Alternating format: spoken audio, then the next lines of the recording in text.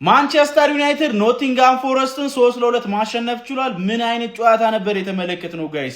በጣም የሚገርም ትራንዚሽኖችን የተመለከትንበት በርከት ያሉ ቡከሮች የነበሩት ቆንጆ ጎሎች የነበሩት ጨዋታ ነበረ። ብሩኖ ፈርናንዴዝም 20ኛ አሲስቱን ዛሬ በማድረግ በፕሪሚየር ሊጉ በቴሪ ዳንኤል ሆነሪ እና በኬቨን ደብሮኔ ተይዞ የነበረውን ሪከርድ መጋራት ችሏል። ካዜሚሮም በሜዳው ኦልድ ትራፎርድ ደጋፊዎቹን የተሰናበተበትን የመጨረሻ ጨዋታውን ማድረግ ችሎ ነበረ። በዚህ ጨዋታ ላይ ዩናይትዶች 5ኛው ደቂቃ ላይ ነበር ገና በጨዋታው ጅማሩ ላይ በሉክሻ አማካይነት ጎል አስቆጥረው ቀዳሚ መሆን ችለው የነበረው ነገር ግን ከዛ በኋላ ኖቲንጋም ፎረስት 53ኛው ደቂቃ ላይ በሞራቶ አማካይነት ጨዋታው ላይ ጎል በማስቆጠር አቻ ያደርጋሉ። ከዛ በኋላ ግን በድጋሚ ማንቸስተር ዩናይትድ በማቲያስ ኩኛ 55ኛው ላይ እንዲሁም ደግሞ ብሩኖ ፈርናንዴዝ አሲስት ያደረገበትን ኳስ በብራያን ምቤሞ አማካይነት 76ኛው ደቂቃ ላይ በማስቆጠር 3-1 ይመራሉ። በድጋሚ ግን ኖቲንጋም ፎረስቶችን ወደ ጨዋታው የመለሰች ጎል 78ኛው ደቂቃ ላይ በጊብስ ዋይት አማካይነት ቢያስቆጥሩ ማቻ ማድረግ ሳይችሉ እንግዲህ ጨዋታው በዩናይትድ 3-2 አሸናፊነት ተጠናቋል። በኖቲንጋም ፎረስት በኩል ኤሊዮት አንደርሰን ሁለት የሚገራርሙ አሲስቶችን ማድረግ ችሎ ነበረ። በዩናይትድ በኩልም ብሩኖ ፈርናንዴዝ ዛሬ አሲስት ያድርግ እንጂ ከዚህ በላይ አሲስቶችን ማድረግ የሚችልበት የጎል እድሎችን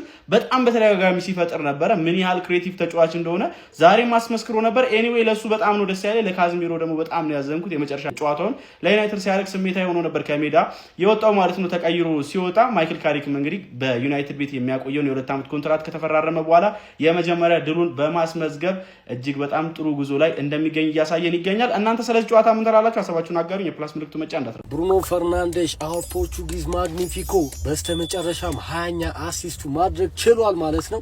ኧረ ወያላ በስመ አብ ቻምፒየንስ ሊግ ፋይናል የምንጫወት ነው የሚመስለው። ሰው ለአሲስት እንዲቋጠራል እንደዚህ ይቋጠራል። ኧረ በስመ አብ ከነ ሄነሪ ጋር ሪከርዱን ተጋርቷል ማለት ነው። በቀጣይ አንድ ኮርና ያጣም እየነገርኩ ነው ፓፓ እየነገርኩ ነው። ለማንኛውም የጨዋታ እንግዲህ ለካዜ መሸኛ ነበር። እኔ አንጀቴን ይበለኝ በስመ አብ።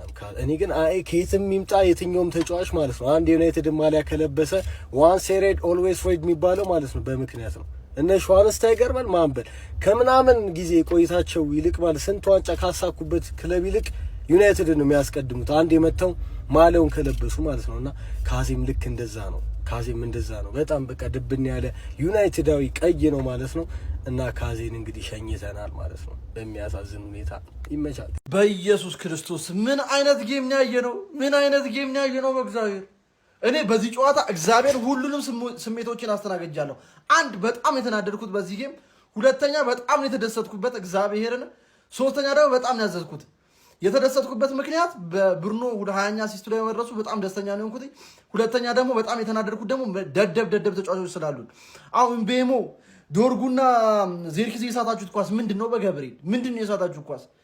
ልጁ እኮ ይሄኔ እግዚአብሔር 22 እና 23 ደርሶ ነበር። አሁን በዚህ ጨዋታ ብቻ የትም ሌላ ጨዋታ ሳይጠብቅ ያዘንኩበት ደግሞ ለመጨረሻ ጊዜ ካዝሜሮ የኦልድ ትራፎርድን ጨዋታ አድርጎ ተደጋፊዎችን ተሰናብቶ ሲወጣ አብዛኛው የማንቸስተር ዩናይትድ ደጋፊ ፊል አድርጓል ብዬ አስባለሁ። እግዚአብሔርን ፊል አድርጓል ብዬ አስባለሁ። ያ ሁሉ ጊዜ ስንት ውጣ ወረድ ውስጥ በነበርንበት ታይም በአግባቡ የረዳን ምርጥ ሼባ ነበር ካሳውን። ብቻ እሱ ሲለየን እግዚአብሔርን በስነ ስርዓት ነው እና ድብልቅልቅ ያለ ስሜት ነው በዚህ ጨዋታ የተሰማኝ። እግዚአብሔርን ምን አይነት ጨዋታ ነው ግን ያየ ነው። ኖቲንጋም ፎረስት ራሱ እግዚአብሔርን ሲችሉ ብሩኖ አሲስት አረገ። ወይኔ እንደውም የዩናይትድ ተጫዋቾች ተጫውተውን አግዘውን ነው እንጂ ማለት ነው 23 24 ይደርስል ነበር በዚህ ጨዋታ ብቻ ማለት ዘርክሲ ያበላሸበት፣ አማድ ያበላሸበት፣ ዶርጉ ያበላሸበት፣ እምቦሞ ራሱ ሲያበላሽ መጨረሻ ላይ ግን እኔ ሳስበው ማለት ነው ይሄ ኳስ ለብሩኖ አሲስት አይደለም ለብሩኖ ጎል ነው መባል ያለበት። ገባ እምቦሞ ስለማይችል ብሩኖ ሲመራው እምቦሞን አጋሽቶ ነው ያገባው። ጎሉን ለብሩኖ ስጡት። ኧረ ወይኔ ከባርለ ኦሬዲ አንድ አሲስት አርጎ ተርፈናል ስንል አስበዋል። ዩናይትድ አሸነፈ ጉዳይ አይደለም የዩናይትድ ደጋፊን ጉዳይ ሆኖ ባሁን ሰዓት ብዬ አልጠብቅም። ከባርለ የኛው ነገር 20 ሆነች። ወይኔ ቲቲ አባቴ ወይኔ ቲቲዬ። አሁን አንድ ጨዋታ ይቀራል። እግሩን ቄጠማ ያርግልን። እኛ አንችልም፣ እናንተን ምላስ አንችልም ነው የምልህ። ተረዳኝ አይደለ? ልሁንልህ ወይስ ምን ትሆንልኝ ማለት አሁን ነው ቤተሰብ 20 አሲስት ስለሚቻል እኔ ለብሩኖ የት ልሂድ? እኔ ቃላት አናሲኝ። እምቤሞ የተባለ ፍጥረት መጨረሻ ላይ አሲስቱን አስታካው እንጂ የሳቶ ኳስ ራሱ ብዙ ዛሬ 21 መሆን ይቻል ነበር። ቢሆንም ግን 20 አሲስት ተሳክቷል ቤተሰብ። አንድ አሲስት ነው የቀረው ያደርጓል። ሪኮርዱ የብሩኖ ነው የሚሆነው። እኔ ቃላት አነሰኝ። ብሩኖ ኢዝ ሌጀንድ። እኔ እኔ ቃላት ያነሰኝ ለብሩኖ በቃ ብሩኖ ይችላል፣ ሌጀንድ ነው ስለሚቻል 20 አሲስት ቀጣይ አንድ ጨዋታ ይቀራል 21 ወይ 22 አሲስት ጠብቁ። እመቤቴ ካሰችው 20ኛ አሲስት በዋንጫ ህይወቱ ታሪኩ በዩናይትድ ቤት ባያምር አሲስት ሲባል ካውንዳ ፕሪሚየር ሊግ ለ100 ዓመት ያስታውሰዋል። ዩናይትድ አሸንፏል። ከዩናይትድ ማሸነፍ በላይ ግን ብሩኖ ፈርናንዴዝ 20ኛ አሲስቱን ዛሬ አግኝቷል። አንድ ጨዋታ ገና ይቀራል። ማን ሪካርዱን ከነ ኦንሪና ከዴብሮይን ጋር ተጋርቷል። አንድ ጨዋታ ማን ዛሬ ኢምቤሞ ያውላ ኳስ እየሳተን ያስደስቶኝ። በቃ ዛሬ ኢምቤሞ ትክክለኛ ሰው ነው ዛሬ የገባው እያልኩኝ ነበር። ማን መጨረሻ ላይ ራሱ አግብቶ አላስደስተውም። ለምንድን ነው እንደዚህ አይነት ደደብ የሆንከው እንዴ? ዛሬ ግን የማልዋሻችሁ ማለት ነው ብሩኖ ፈርናንዴዝ ዛሬ 22 ምናምን አሲስት ያደርገው ነበር። ደህና ስትራይከር ከፊት ለፊት ቢኖርለት ማለት ነው። ኩኛ ገባ የሚያምር ጎል። ምንድን ነው የሚሰሩት? ኖቲንጋሞች ምን አይነት ክፍተት ነው እንደዚህ ክፍት? ማን ስፔሻሊ ማለት ነው 3-2 ከሆኑ በኋላ በጣም ክፍት ነበር። ስንት ካውንተር ነው እየሄዱ እያባከኑ የነበረው እና አማድ ምናምን። ማን ብሩኖ ፈርናንዴዝ ማለት ነው እውነት ምላችሁ ዛሬ 23 ምናምን ሊያደርገው ይችል ነበር። ደህና ስትራይከር ከፊት ለፊት ቢሆን ዳሎት አንግል ገጨበት። 21ኛውን አሲስት ሊያደርግ ሲል ዳሎት አንግል ገጨበት። እንደው በሆነ ነገር ብቻ እንትረፍ ከዚህ ነገር። 21 ጨዋታ ይቀራል። እኩል ናቸው። ገና አልሰበረው። አማነሻ 20 አሲስት ገባልሻ። እናንተ ለአሲስት ነው የምትጫወቱት። አዎ እኛ ለአሲስት ነው የምንጫወተው። ሌላው ምን ያደርግልናል? እዳው ገብስ ነው በራዘሬ። አማናሃ የኔ ማግኒፊኮ የኔ ካፒቴን ሃያ ሌቴ አሲስት አገኝ ኦሌ የማይክል ካሪክ ቡድን ለያዥ ለገናዥ አስቸጋሪ ሆኗል። አራዳ ልጆች በሚገርም ሁኔታ ማለት ነው ኖቲንጋም ፎረስትን እንግዲህ 3-2 በሆነ ውጤት እንግዲህ ማሸነፍ ችሏል ማለት ነው። ሲጠበቅ የነበረው ከጨዋታው በላይ የቡድኑ አሲስት ነበረ ማለት ነው። ይሄምን በሚገባ ቡድኑ አሲስት ማድረግ ችሏል ማለት ነው። ማንቸስተር ዩናይትዶች ከካሪክ ጋር እጅግ በጣም እያበሩ ነው። የአራዳ ልጆች ማንቸስተር ዩናይትድ ከካሪክ ጋር ከየትኛውም ጊዜ በላይ በአስገራሚ ሁኔታ ወደፊት እየሄዱ ነው የሚገኙት የአራዳ ልጆች ማለት ነው። ለማንኛውም ማይክል ካሪክ ለማንቸስተር ዩናይትድ ነገሮችን እያጠበቀ ነው። እንግዲህ ሁነኛ ሰው ሆኗል ማለት ነው። አሁንም ልክ እንደዛው ነው እየቀጠለ ያለው። ምንድን ነው ግን ማርቲኔዝ መጎዳት የሌለበት ተጫዋች አንዱ እሱ ነው። ጉዳት እያጠፋብን ነው። እጅግ በጣም አስደናቂ ተጫዋች።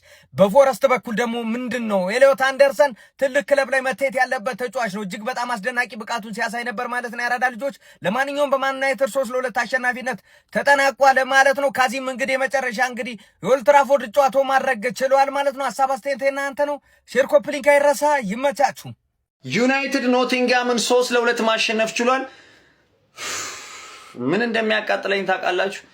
ዩናይትድ እንደዚህ ሳይጠበቅ ከምሬን እኮ ነው የምላችሁ። እኛ እንደዛ ተጠብቀን ዩናይትድ በልጦን ዘና ብሎ የአውሮፓ ቻምፒየንስ ሊግ ተሳትፎ እኛ ከታች ነን። ወይኔ አላቅም ብቻ ያናደኛል። እውነት ነው የምላችሁ። ለማንኛውም ማቲያስ ኩና፣ ብሩኖ ፈርናንዴዝ፣ ብሪያን ምቤሞ እንዲሁም ደግሞ ማለት ነው ካስሜሮ ዛሬ እጅግ በጣም ልይት ያሉ ተጫዋቾች ከምሬን ነው የምላችሁ። ያው እንግዲህ ስንለይ በእንባ ነው ብሏል ካሳሁን። እንግዲህ ደጋፊውን በይፋ ተሰናብቷል ማለት ይቻላል። ሌላው ማለት ነው ብሪያን ምቤሞ። እኔ ስለዚህ ተጫዋች መጀመሪያ ለዩናይትድ ከመፈረሙ በፊት በቃ የሚገርም ተጫዋች እንደሚሆን ተናግሬ ነበር። እያሳየ የሚገኝ ተጫዋች ነው ማቲያስ ኩና።